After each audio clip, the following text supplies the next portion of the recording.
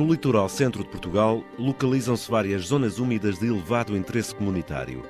São áreas riquíssimas em termos de diversidade biológica que justificam todas as ações necessárias para promover a conservação da vida selvagem.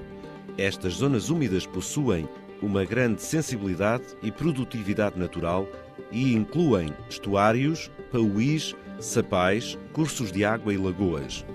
Nestes ecossistemas merecem particular destaque as lagoas costeiras da Barrinha de Mira, Lagoa de Mira, Lagoa da Vela e Lagoa das Braças, que estão inseridas no cordão dunar contínuo de vagos aquiaios. A histórica Vila de Mira possui um património ambiental relevante, com realce para as dunas de Mira, Gândara e Gafanhas, classificadas como sítio de Rede Natura 2000 e onde podem ser encontrados habitats singulares e uma diversidade significativa de espécies. É admirável o mosaico de paisagens na orla costeira e nas dunas, com grandes manchas de floresta, alternando com retalhados campos agrícolas. Os cursos de água e as lagoas da Barrinha e de Mira enriquecem notavelmente todo este cenário paisagístico.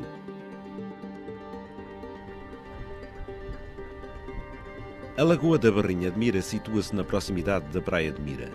Esta localidade é conhecida pela atividade piscatória e pelo turismo, sendo dois dos principais vetores do desenvolvimento económico da região. São vários os equipamentos e infraestruturas situadas entre o mar e a Lagoa da Barrinha que potenciam todo um conjunto de atividades que dão uma dinâmica e vida muito especial a esta vila. A Lagoa de Mira, mais afastada da orla costeira, é alimentada por um conjunto de pequenas linhas de água. É um espaço natural com enorme potencial e de fácil acessibilidade, com infraestruturas que permitem desfrutar de várias atividades de lazer e recreio. As principais atividades desenvolvidas nas lagoas próximas de Mira são a pesca, os passeios pedestres e os desportos náuticos. Ambas as lagoas estão rodeadas por parcelas agrícolas, disfarçadas pela vegetação das margens, que promove o isolamento visual e torna estes sistemas lênticos em espaços paradisíacos colonizados por numerosas espécies. A coabitação harmoniosa entre a presença humana e toda a diversidade biológica existente constituem um desafio futuro que não pode ser perdido. A sul das lagoas costeiras do cordão dunar de Vagos Quiaios encontra-se a cidade da Figueira da Foz. O sol e a praia são um dos principais cartões de visita desta linda cidade portuguesa, onde a tradição, a cultura, os desportos e a natureza são também vetores de desenvolvimento regional.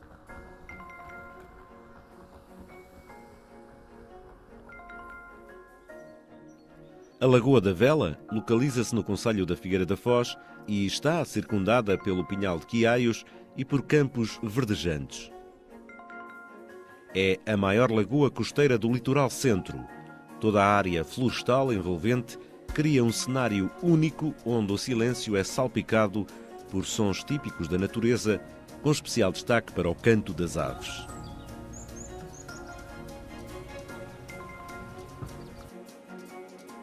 A Lagoa das Braças, também conhecida por Lagoa das Três Braças, está inserida numa área florestada. O nível de água nesta lagoa é, contudo, muito variável, podendo secar completamente quando a precipitação escasseia. É um local aprazível, calmo e resguardado. Atividades como a caça, a pesca e o uso de embarcações estão condicionadas ou proibidas. Deve, contudo, salientar-se que as zonas úmidas do cordão dunar contínuo de Vagos Aquilhaios estão sujeitas a diversos impactos negativos, maioritariamente de origem antrópica.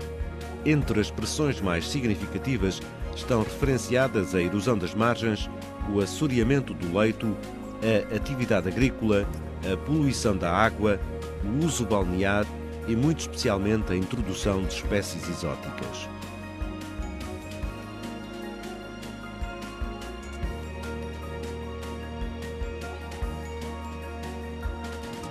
Os sistemas costeiros do litoral centro de Portugal oferecem um conjunto de serviços ecossistémicos associados a uma biodiversidade assinalável que urge preservar.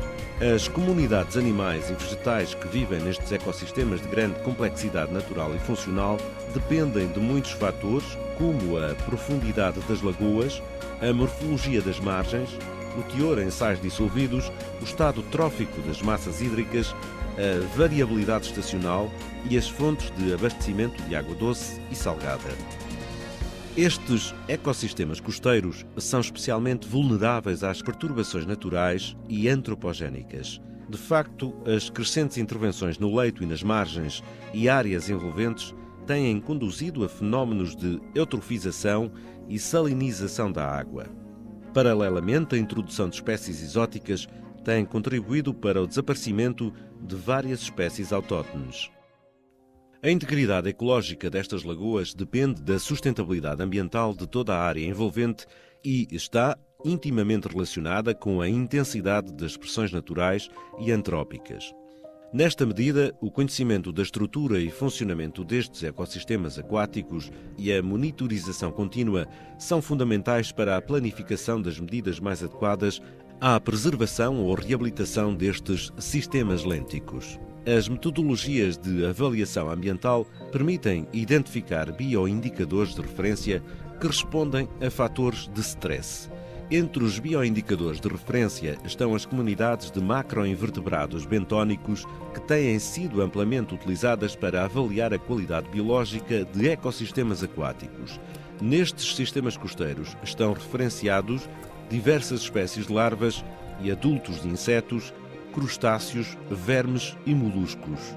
Nos moluscos, outrora muito abundantes nos ecossistemas dulçaquícolas, estão atualmente muito ameaçados e em risco de extinção, inclusive à escala mundial. Foi neste enquadramento que foi feito um estudo que envolveu as comunidades aquáticas, com particular destaque para as populações de bivalves de água doce, e a avaliação do nível de perturbação no sentido de reforçar o estatuto de sítio prioritário de conservação que as lagoas já possuem. Nas lagoas de Barrinha e de Mira existem diferentes espécies de gastrópodes e bivalves. Nos bivalves podem identificar-se duas espécies de mexilhões de água doce: o almeijão grande, Anodonta cygnea, mais comum e de maiores dimensões, e o mexilhão de rio, Unio delphinus, de menores dimensões. Mais recentemente foi detectado um bivalve exótico com características invasoras, denominado de ameijo asiática ou Corbicula fluminea. Os mexilhões de água doce são organismos que apresentam uma característica particular, uma vez que o seu ciclo de vida está intimamente associado aos peixes. Assim, uma pequena larva, denominada glucídio, tem obrigatoriamente de parasitar um peixe hospedeiro. Durante o período em que os glucídeos se encontram enquistados nas brânquias dos peixes, sofrem diversas metamorfoses até completar o seu desenvolvimento.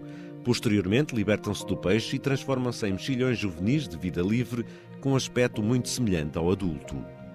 A espécie Anodonta cygnea tem uma distribuição muito restrita, encontrando-se apenas na bacia hidrográfica do rio Voga, mais especificamente nas lagoas da Barrinha, Mira e na pateira de Fermentelos.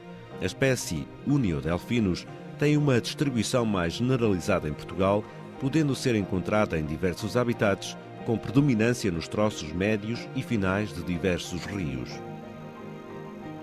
Por sua vez, a ameijo asiática revela uma grande plasticidade ecológica e possui uma notável capacidade invasora.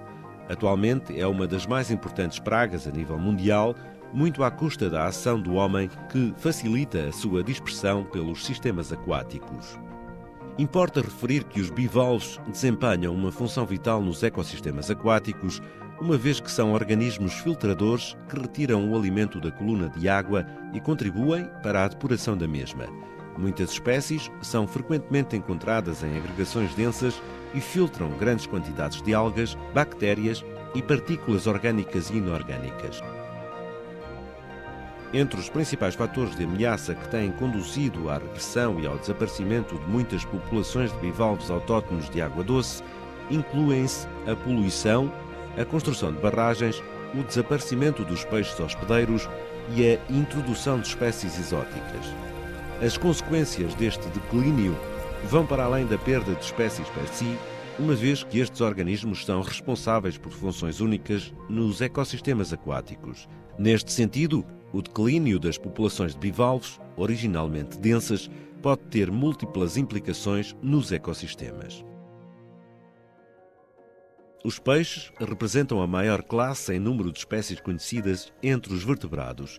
Habitam nas águas salgadas dos mares e oceanos e nas águas doces dos rios, lagoas e barragens. A amostragem da fauna piscícola presente nas lagoas permitiu identificar um conjunto de espécies diversificado que engloba espécies autóctones e exóticas. Entre as espécies autóctones, registra-se a presença de peixes estritamente dulceaquícolas, como o barbo, a boga, o ruivaco, o verde-mã comum, o esganagata e ainda de espécies migradoras como a enguia e a tainha. Por sua vez, fazem parte do elenco de espécies introduzidas o pimpão, a carpa, a gambúzia, a perca-sol, o axigã e o peixe-gato negro. A introdução de espécies exóticas é apontada como uma das principais causas de perda de diversidade biológica e um dos maiores problemas para a conservação da biodiversidade de sistemas aquáticos. Importa ainda salientar que nem todos os peixes funcionam como hospedeiros efetivos dos mexilhões de água doce. Assim, no caso do mexilhão de rio Únio delfinus, apenas as espécies de peixes autóctonos, como o barbo e a boga, contribuem para a conservação desta espécie nas lagoas. No entanto, no caso do almejão grande, Anodonta cygnea, o leque de hospedeiros é maior e engloba também algumas espécies piscícolas exóticas. As macrófitas são as plantas visíveis a olho nu que compreendem o grupo das macroalgas, dos briófitos ou musgos, pteridófitos, caso dos fetos e espermatófitos, plantas com semente nua, caso das gimnospérmicas, como o pinheiro bravo, e angiospérmicas, que são plantas cujas sementes estão envoltas por um fruto gerado por um ovário. Estas espécies desempenham papéis fulcrais na cadeia trófica e contribuem para a depuração e a reintrodução de nutrientes no meio, a criação de microhabitats para diversos seres vivos e a estabilização das margens.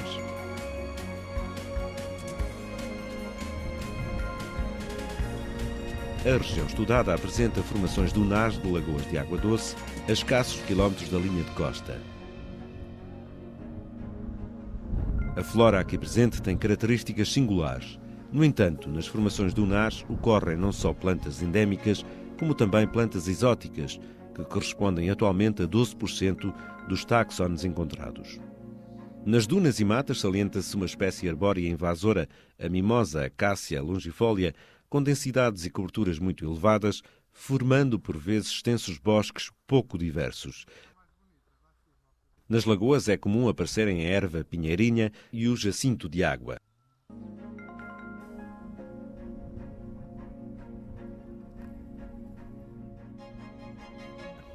São várias as estratégias de gestão usadas no controlo das espécies exóticas. Desde logo, a prevenção é a melhor forma de limitar o impacto destas espécies. A descontaminação de material e equipamentos de transporte, que podem conter formas de propagação destes organismos, e a restrição das importações deliberadas de espécies potencialmente nocivas são alguns dos cuidados a ter. Quando a espécie já está instalada, poder-se-ão usar diferentes estratégias que poderão passar pela erradicação através do controle químico, mecânico ou biológico, embora muitas vezes o sucesso destas operações seja de difícil concretização. Quando a completa erradicação das espécies exóticas não é possível, importa desenvolver um conjunto de medidas de contenção que poderá passar pela instalação de barreiras à progressão das espécies exóticas e à restauração das comunidades nativas.